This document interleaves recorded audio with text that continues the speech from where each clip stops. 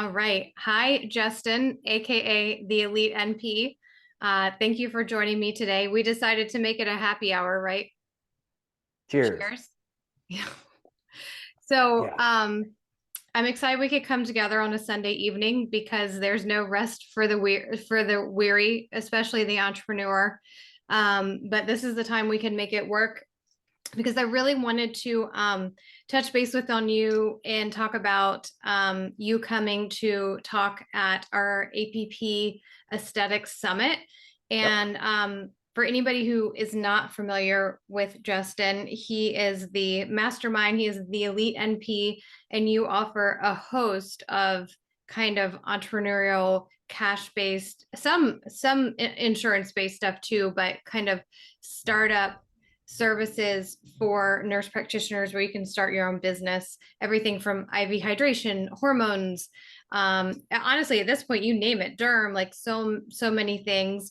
And we were lucky enough to snag you to come really do your first public speaking thing that I know about. You know, you've always kept it really to online stuff, but you have such a loyal following or tribe with you, and I know that they're going to be excited to connect with you. So welcome, and I just wanted you to kind of, anything I missed, please feel free to add anything, and also just let me know a little bit of what you think you're going to talk about in April at the conference. Yeah, sure. No, I think you pretty much summed it up. Yeah. We started the Elite Nurse Practitioner a little over 3 years ago now. And yeah, we have 20 plus courses, probably another 8 to 10 planned this year, mostly focusing on cash-based wellness services, that kind of a thing. But like you said, we do a little bit of insurance, more like the niche insurance-based stuff. Like we don't have like a primary care insurance course. Like there's just no money in primary care, unfortunately. You know what I mean? So yeah, anyways, though, but yeah, that's kind of the gist of it. So yeah, so we started this 3 years ago to kind of help empower the nurse practitioner to, get out of working for others and start their own business. I mean, you're always going to be screwed over working for other people. You're just going to, there's just no way around it. Like just no way, you know what I mean? So yeah, you still work 1099, don't you? I Like still do. like I do. PRN stuff? Hmm. Yeah. I Yeah. do 1 or 2 days a month of anesthesia still. Gotcha. But I mean, you probably make pretty good money doing that though. Mhm.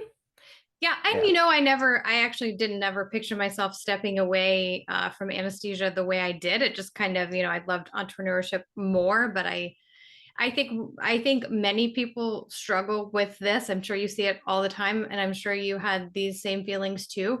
It's hard to like give up on that amount of school and expertise and experience that you have. It Sure. still feels to me like that safety net. You know what I mean? I don't know when that goes away, but Yeah. Like I haven't picked up a shift in the ER as a nurse practitioner for God 4 years or something like that. You know what I mean? Like, yeah, I was worried about losing those skills. Um, and I probably lost a lot of those skills. I mean, I'm not gonna lie, you know what I mean? Like, I mean, I'm sure I could jump in there and work up just about anything at this point, but it would take a little while to get it going. So the fear of losing that, it's not really a big deal to me. I mean, I'm focusing on other stuff. So like it's just the evolution of the advanced practice nurse. Like you go from, this clinical only person and you basically build up those skills, right? So like I'm at a different point in my career from where I was then. So like, sure, I lost some of those skills, but I've gained a lot more skills, right? Different skills. So skills that make me more fulfilled, make me more, generate more money and those kinds of things. So yeah. So yeah. Anyways, about the conference. So yeah, I think I'm going to speak about mostly just uh, financial kind of things. Like I think I'm really getting into just more investing and how to like make your money turn into more money, that kind of a thing. So I'm probably going to talk a lot about that, and also talk about the elite nurse practitioner model, which is a model I created when I first created the Elite NP. It's just a model put together to kind of help the advanced practice nurse basically break free from the rat race, kind of get out and do your own thing. So the principles of it, for those people who might not be familiar with it, is having a part-time job. Always maintain a part-time job during the initial entrepreneurial journey. Basically, when you're first starting a business, always maintain some sort of job, some sort of income. Try to have more than one business. Try to have more than one income stream. I think it's foolish to have one income stream. It's dumb. Like, what that one income stream dries up, you're screwed unless you have a lot of savings. Avoid insurance practices if you can. Only own cash practices. Cash is king. Insurance is a pain in the ass. You have to deal with pre-authorizations, all the documentation considerations. I mean, all that stuff. It just, you basically can't run your business like you want if you are accepting insurance. You just can't. Decreasing personal expenses, live below your means. That way you're not going to be stressed out. Decrease business expenses, run a lean business. A lean business is a profitable business, and try to be debt free. I mean, I think that if you can do all of those things in your life, you're going to exponentially increase your wealth, your net worth, your freedom. Like, that's how I started. And like, I've 20x'd my net worth in just 4 or 5 years. Like, there's no way I'd be where I'm at now if I was still working at the urgent care or the ER. There's just absolutely no way. Well, when you're just trading your time for money, there's only so much time, and, there's going to be a cap of how much as a nurse practitioner in healthcare, your hourly rate is ultimately going to be. I mean, even physicians, you're seeing the groups are being bought up. They're becoming so much more corporate, or being bought by the hospitals. And, so many of them are just cogs in the wheel as well. And I think what made me think about that is, this is almost like a somewhat new phenomenon. I feel like NPs creating their own businesses. I think it's been really more in that physician realm, of that expectation. They also get zero business training in school, just like we do. And I think that it's so great that there is some help and some leadership in this area of saying, like, hey, you can do this too. You have the ability. There's nothing stopping you. Here's the tools to do it. What I really wanted to get you to, or us together to dive in, is somebody that's looking at starting their own business. I love this idea that you're going to keep a part-time job to have some income to support yourself. But I wanted to talk a little bit about personal finance, and what are some things that you think an NP looking to start their own aesthetics practice, their own testosterone clinic, whatever it may be, weight loss clinic, whatever it may be. Are there even like a checklist of things that you feel like people should have straight before they, in their own personal finances? Because I think your business finances are this extension of your personal finances. I mean, you talked about net worth. A lot of people don't know about net worth. So I don't know. Just tell me some of the highlights of what you think are the most important things to have straight in your personal finances before you endeavor into a business. Sure. So 2 things. First, net worth is really, it's kind of meaningless. I mean, if you have a house that's appreciated 200% in the last 3 or 4 years, yet all the real estate around you has appreciated like that, you're not going to sell your house because there's no other house to buy, right? So sure, you're sitting on a lot of equity. You're sitting on a house that might be worth $500,000 that you bought for $200,000. So you automatically increased your net worth by $300,000. Doesn't mean anything though until you sell it, right? So instead of net worth, I want you to think of cash flow. That's what's important. The money coming in. That's what ultimately changes your life, right? That's what you can do stuff with. You can't do something with equity just sitting in your house unless you pull out a line of equity, a credit line off your house, a HELOC basically. You pull the equity out, and then you're just going into debt, and you're basically giving your house back to the bank. It's stupid, right? So just kind of thinking more like cash flow. I want people to start thinking more cash flow versus net worth, because that's what matters. Like, how much money is coming in? How much do your investments make you? Super important. A lot of people never think about that. They just don't. You know what I mean? I'm worth $800,000. I have so much equity in my house. It doesn't mean shit at the end of the day until you actually can start generating money from it, right? Well, same thing with your stocks, right? They're only worth something if you sell them. So that's a really good point. Correct. I'm a big fan of net worth and knowing that, but you make a really good point that it's such a meaningless number because it fluctuates so much based on the stock market and the real estate market. Right. Like Elon Musk's net worth is $100 billion, $150 billion, whatever it is. So much of his money is tied up in his businesses and his stocks and stuff. Doesn't mean anything. Like, he can't he doesn't have, like, I mean, she has a lot of cash coming in for Yeah. sure, but like, like he doesn't have $150 billion in cash. He Right. just doesn't, right.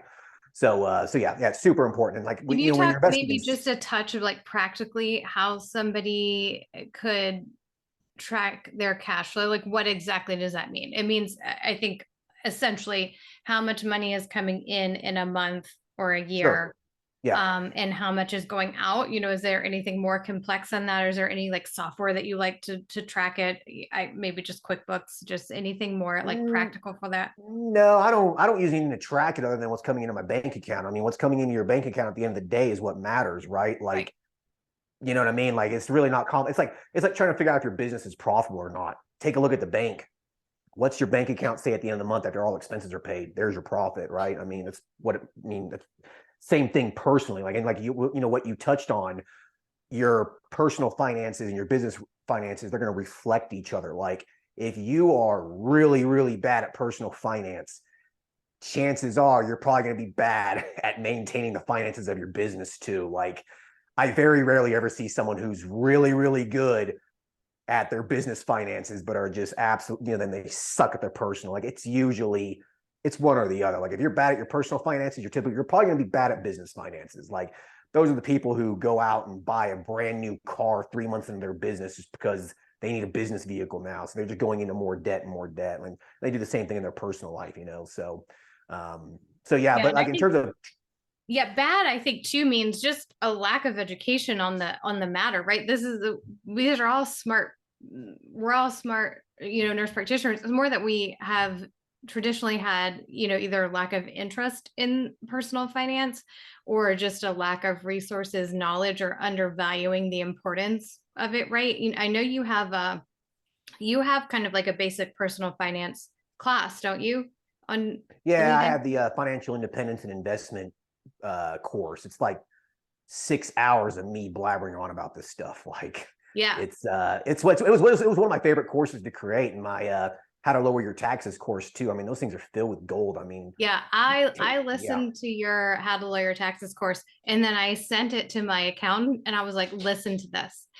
Even though I actually do think she got some gems from it. A, but B, I wanted her to kind of know where my head was at, and where sure, I was. That's kind of how I presented it to her. I said, "I want you to know, some of these things I've learned, and so we could work together to implement them." I didn't want to try and imply anything that she may not know, but it felt like that right, was a good way to bring it up. But anybody who is listening to us and right now they're thinking, I really have never taken an interest in my personal finances, but I want to start a business, I would say go check both of those courses out, because I'm yeah. like a personal finance junkie, and I have not listened to your personal finance course, and I really want to. I think I would just like the whole time be like, yes, yes, but I know I would pick up a lot of stuff as Yeah. well.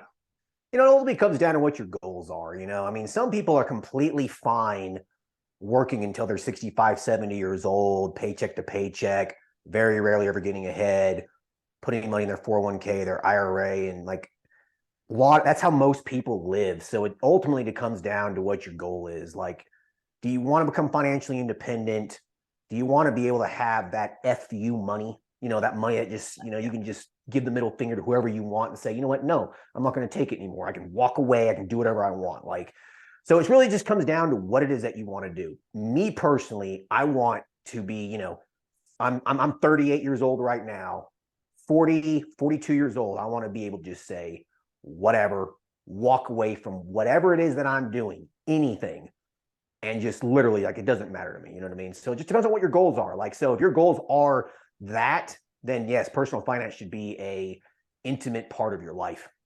Really should, So yeah. What are some other top elements outside of cash flow that you think somebody is there any kind of minimum amount of money or something before you think somebody should have before they start a business? Like, I'll throw out, one of my thoughts is that you should have 6 months of like personal expenses, liquid cash in the bank before you start a business. Now that's a luxury. I don't think that's a must. I think that's ideal though, but I think that Yeah. starts obviously with understanding what your expenses are, which many people don't. Do you have any rule of thumb like that? I honestly am going to agree with you. I think 6 to 12 months of expenses in the bank before you start a business is absolutely critical. Like, actually, in my book, I actually talk about that. I say if you have that 6 to 12 months of expenses in the bank, it reduces your anxiety significantly. And so, if you don't have that anxiety over your head during the business startup phase, you can actually spend your mental energy on your business versus having to worry about all the stuff going on in the background, right? So I'm going to agree with you. I think 6 to 12 months, preferably 12 months if you can, is ideal. Now, you're not saving this money up to use, it's just there just in case. So you should still have an income stream, a part-time job, or whatever it is. You should still have that coming in and you live off of that. But you have this buffer in the background so you don't have to worry about it, right? Mhm. That's what that emergency fund, that personal expense fund is. It's just there just in case. So, like, you should never, ever quit everything and go 100% in on your business when you're first starting. It's asinine. You only do that when you can justify it. You know what I mean? Like, I don't know how That's long it such a took good you. point. How long did it take you to get to your point in your business to where you were like, okay, I can walk away now from my work and I can live off the income that my business takes. Like, Yeah. how long did that take you? It was it was probably a year, but it which I think is probably on the maybe it was year and a half. I should look and get the exact, number of months, but it was around there. People ask me, and I want you to think of an answer for this too. People ask me frequently, how did I know when it was time to step back or essentially walk away from like traditional medicine to do my own thing? And for me, it became where I was like, something has to give. I hit my personal breaking point of like, I was doing so much. Like I had two young children, a husband, a full-time anesthesia job, and a blooming practice. And it was like I just finally was like, you can only, I guess, how to say, burn the candle at both ends for so long. And I knew something had to give. And I knew 100% that that something wasn't going to be my business. And I knew I really didn't want that something to be my family. And so that was the only thing left to give. But I do feel like when I backed off, because I had the security of having at least 6 months of personal finances, I had the runway to, even though I didn't feel like my business was certainly not, it was not replacing my anesthesia income at that point. But I knew it was time because I couldn't do it anymore. Something had to give. So it probably wasn't, I think people are looking for a more concrete answer than that. But that was just, I think that when but because I had that personal finance piece, I knew I had runway to give it a try. And here's the catch 22.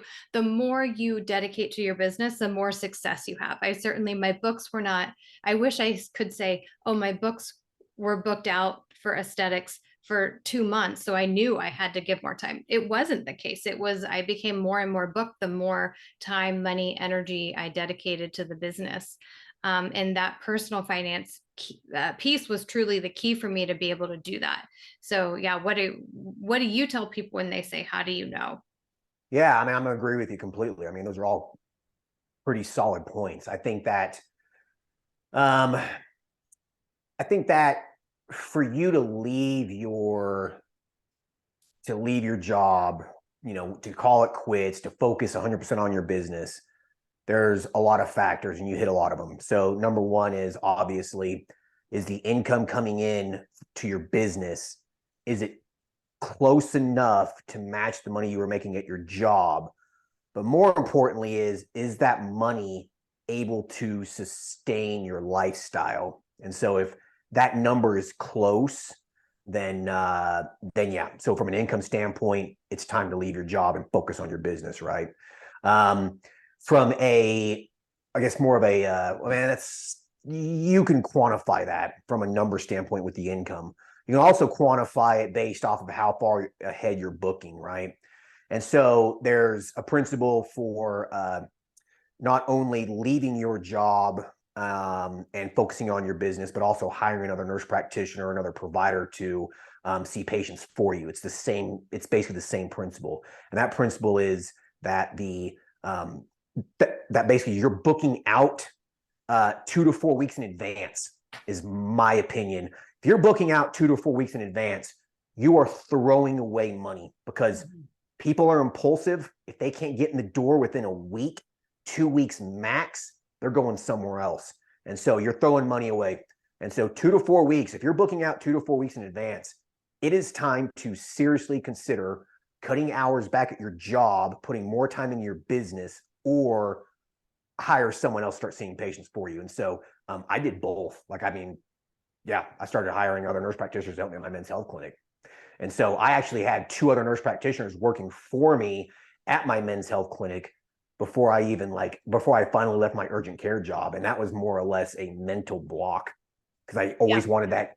I wanted that stability. I wanted that job. It's always there. And I just had to get past that. And it was the best thing I ever did, getting past that, was just saying, you know what? No, I don't need it. And when you Why am I say here? one little factoid that came to mind when you were talking about that is, I know at least in aesthetics, we look at booking at 75%. In my software, it tells me how booked I am. 75%, I consider that full.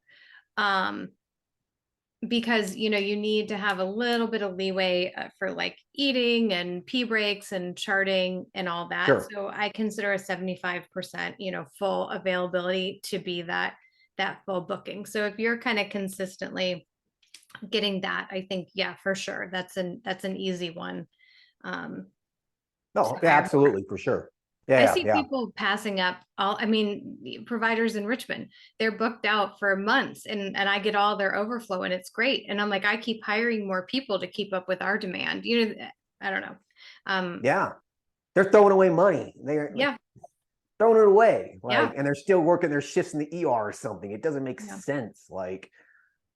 You know what I mean? It just doesn't make sense. Yeah. So I actually wrote an article about it. There's actually an article. I was just thinking, I'm pretty sure I wrote an article about this. If anyone goes to elitenp.com/ and clicks all articles and searches, just type in the keyword leave, LEAVE. I actually wrote an article about when to leave your job as a nurse practitioner entrepreneur. So I mean, your it kind site of is breaks a it. wealth. I mean, I don't know, you create so much content. I'm an avid reader of your content, and it blows my mind, just how much you write, how much because I write all the stuff for Injectables EDU blog, and it's a labor of love. But I'm like, you are a prolific prolific writer. Yeah. A lot. It's Yeah. good. I mean, so much. I mean, there is so much in there. So I definitely recommend people check it out. I don't want to keep us on too long. I know we both have more wine to drink, and I've got to make some dinner and put kids to Yeah. bed, and you I have got a 2-month-old. I can hear him an kind of. infant. Yeah, Yeah. you're probably happy to hide in your room. But Yeah. yeah. So just, I guess, any closing thoughts on anything, and I'll let you get back to it. I think from a personal finance standpoint, I think that if you're going to start your own business or even grow your current business, the whole point of a business is, at the end of the day, it's to generate money, right? If you're not generating any money, you're wasting your time, unless you want to do something that's non-for-profit or whatever, and that's fine. But you still have to pay expenses, right? So at the end of the day, with a business, the foundation of it is it's basically the finances of your business. And so if you can't have a solid foundation for the rest of your business to be built on, that it can crumble. There can be cracks in it and things fall through. And so I think that it's extremely important to just have some very basic financial common sense in your mind. Expenses, revenue coming in, revenue comes in, expenses go out, whatever is left over is your profit. It's that simple. You don't need fancy software and fancy apps and stuff to do this for you. You know what I mean? That's basically it. If profit is low, look at your expenses. Is there stuff that you can cut out? It blows my mind when I do consultations with nurse practitioners or other, or podcasts, and they're spending $1,500 a month on an EMR. It's like, what? Why?